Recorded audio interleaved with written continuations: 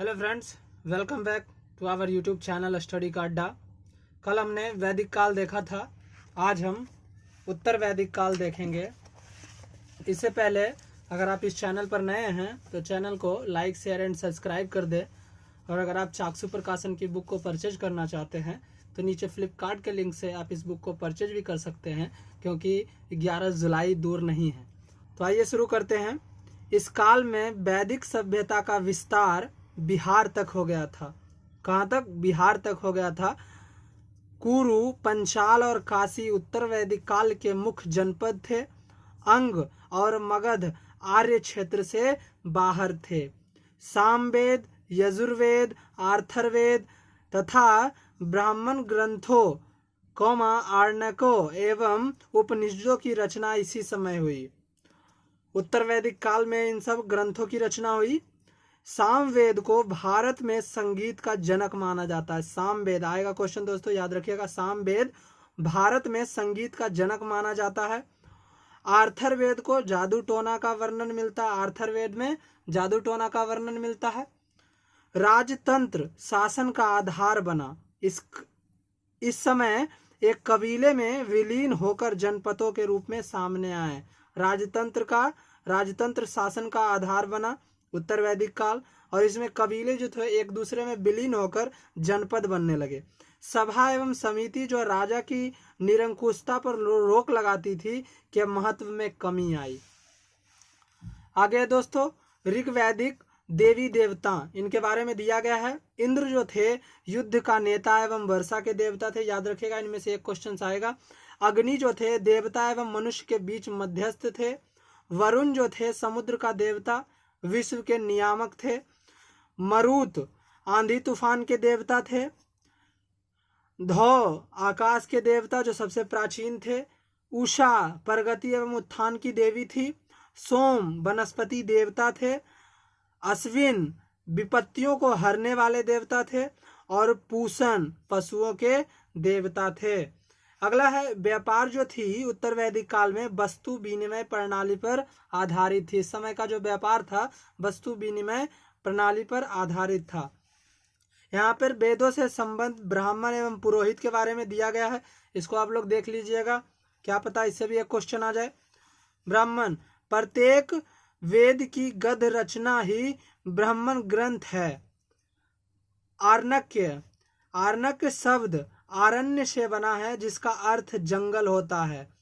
इसमें आत्मा, परमात्मा, जन्म, मृत्यु, पुनर्जन्म आदि का उल्लेख है। ये ज्ञान मार्ग एवं कर्म मार्ग के बीच एक सेतु का कार्य करता है।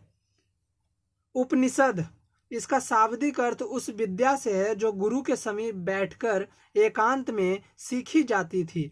आत्मा और ब्रह्मा के संबंध में दार्शनिक चिंतन इनमें है।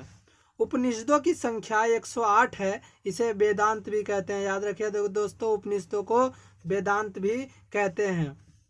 उपवेद, ऋग्वेद आयुर्वेद चिकित्सा शास्त्र, यजुर्वेद धनुर्वेद युद्ध शास्त्र से संबंधित था।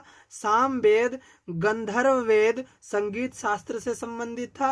अर्थर्वेद शिल्प वेद और भवन निर्माण से संबंधित था। वेदांग, वेदों का अर्थ समझने के लिए वेदांग की रचना की गई। ये 6 थे, याद रखिएगा, क्वेश्चन आ सकता है। वेदांग कितने थे? ये 6 थे। पहला शिक्षा, कल्प, व्याकरण, निरुक्त, छंद और ज्योतिषी। सदर्शन, जीवन से जुड़े दर्शनों की व्याख्या इसी में मिलती है। दर्शन थे सांख्य दर्शन जो कपिल प्रवर्तक थे इसके, योग पतंजलि, वैशेषिक, कनाद, न्याय गौतम, पूर्व मीमांसा जैमिनी, सारे क्या हैं? प्रवर्तक हैं दर्शन के।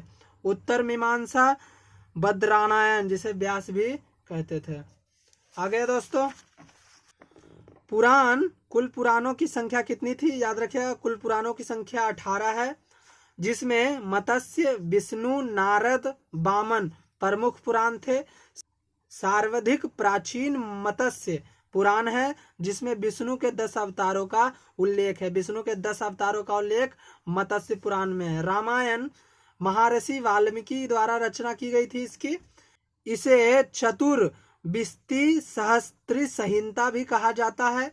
महाभारत की रचना महर्षि वेदव्यास ने की थी। महाभारत को जय संहिता और शतहस्त्री संहिता के नाम से भी जाना जाता है।